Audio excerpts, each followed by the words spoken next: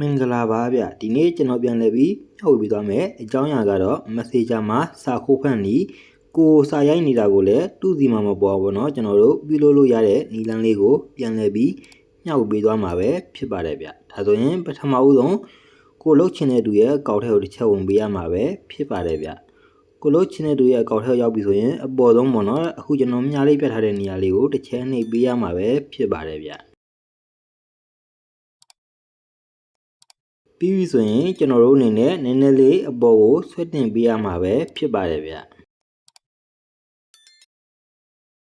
အပေါ်ကိုဆွဲတင်ပြီးသွားပြီဆိုရင်တော့အခုကျွန်တော်ဒီမှာဆိုရင်အောက်ဆုံးမှာပေါ့နော်အောက်ဆုံးမှာဒီမှာမျက်လုံး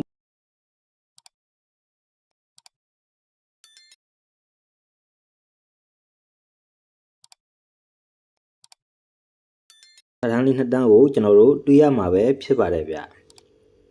ဒီမှာဆိုရင်ကျွန်တော်ဒီပြထားတဲ့စာတန်းလေးနှစ်တန်းကိုတွေးရမှာပဲဖြစ်ပါတယ်ဗျ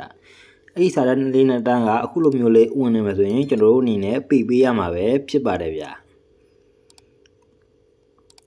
ဒါဆိုရင်ကိုကစာခုဖက်ချင်တယ်ဆိုရင်တော့အပေါ်ဆုံးနှလုံးပုံစံလေးကိုကျွန်တော်တို့တစ်ချက်နှိပ်လိုက်မယ်နှိပ်ပြီးသွားပြီဆိုရင်တော့အခုလိုမျိုးလေးပွင့်နေမှာဆိုရင်ကျွန်တော်တို့ပိတ်ပေးရမှာပဲဖြစ်ပါတယ်ဗျပြီးပြီဆိုရင်ကိုစာရိုက်နေတာကိုလည်းတစ်ဖက်တူမတိအောင်ပေါ့နော်ပိတ်ထားခြင်းလဲဆိုတော့ကျွန်တော်တို့အဲ့ဒီစာတန်းလေးကိုတစ်ချက်နှိပ်မယ်နှိပ်ပြီးသွားပြီဆိုရင်ကျွန်တော်တို့အဲ့ဒီနေရာလေးကိုလည်းတစ်ချက်ပြန်ပြီးတော့အခုလိုမျိုးလေးပိတ်ထားပေးရမှာပဲဖြစ်ပါတယ်ဗျဒါဆိုရင်ကျွန်တော်တို့အနေနဲ့ဒါဟိုဘက်ကနေပြီးတော့စာပို့ကြည့်လိုက်မယ်ပေါ့နော်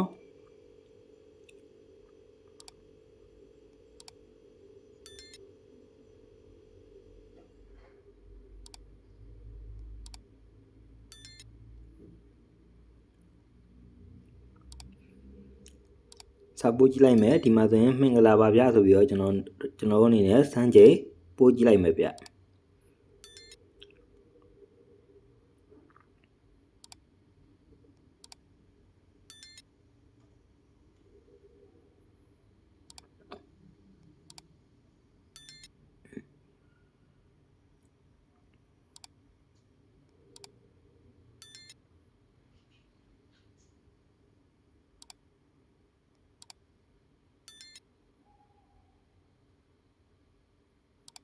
ဒါဆိုရင်ဟိုဘက်ကောင်မှာကျွန်တော်တို့အနေနဲ့ပြန်ပြီးတော့ကြည့်ကြည့်မယ်ပေါ့နော်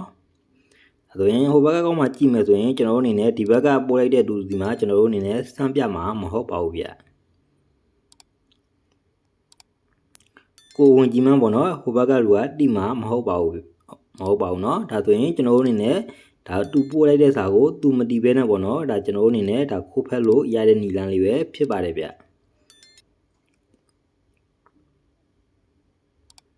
ဒီမှာဆိုရင်ကျွန်တော်တို့ဝင်ကြည့်လိုက်မယ်ဆိုရင်ကျွန်တော်တို့အနေနဲ့ဟိုဘက်မှာဆိုရင်ဒါဆိုရင်ကျွန်တော်ဟိုဘက်ကိုပြန်ပြီးတော့ကျွန်တော်တို့ဟိုဘက်ကကိုသွားပြီးတော့ဗောနော်ကျွန်တော်ပြန်ဝင်ကြည့်မယ်ဆိုရင်တော့ကျွန်တော်အနေနဲ့ဟိုဘက်ကကျွန်တော်ကစာဖတ်ပြီးသွားပြီဗောနော်စာဖတ်ပြီးမယ်ဒီဘက်မှာစမ်းမပြဘူးဗောနော်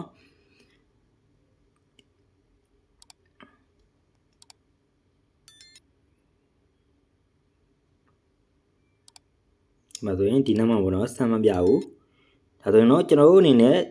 ဒီကိုပြန်ပြီးတော့ကျတော့အခုလိုမျိုးလောက်ထားတာကိုဗောနော်ကျွန်တော်တို့ပြန်ပြီးတော့ကျတော့လောက်ချင်တော့ဘူးပြန်ပြီးတော့ဖွင့်ပေးခြင်းတယ်ဆိုတော့ကျွန်တော်တို့အနေနဲ့အစောလေးကအကောက်ထဲမှာဗောနော်အစောလေးကကိုလောက်ထားတဲ့သူရဲ့အကောက်ထဲကိုတစ်ချက်ပြန်ဝင်ပေးရမှာပဲဖြစ်ပါတယ်ဗျဒါဆိုရင်ကိုကမလောက်ချင်တော့ဘူးဆိုရင်ကျွန်တော်တို့အနေနဲ့အပေါ်ပြန်ပြီးတော့ဆွဲတင်မယ်ဆွဲတင်ပြီးတော့ဆိုရင်အစောလေးကစာတန်းတန်းမှာအော့နေတာကိုကျွန်တော်တို့အနေနဲ့ပြန်ပြီးတော့ဝင်ပေးရမှာပဲဖြစ်ပါတယ်ဗျ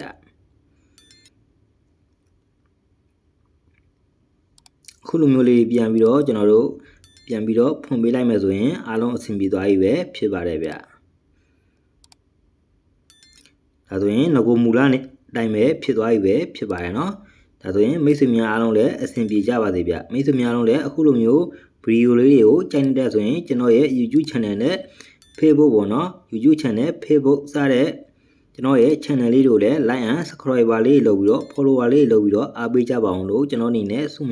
မေတ္တာရက်ခံတာပေါ့နော်ဒီနေ့မျှဝေပေးသွားတဲ့အကြောင်းအရာလေးကတော့ဒီလောက်ပါပဲဗျမိတ်ဆွေများအားလုံးလည်းစိတ်ချမ်းသာခြင်းကိုယ်ကြီးကျန်းမာခြင်းနဲ့ပြည့်စုံကြပါစေလို့ကျွန်တော်အနေနဲ့ဆုမကောင်းတောင်းနေပါတော့ဒီနေ့မျှဝေပေးသွားတဲ့အကြောင်းအရာလေးကတော့ဒီလောက်ပါပဲเนาะမိတ်ဆွေများအားလုံးအဆင်ပြေကြပါစေဗျ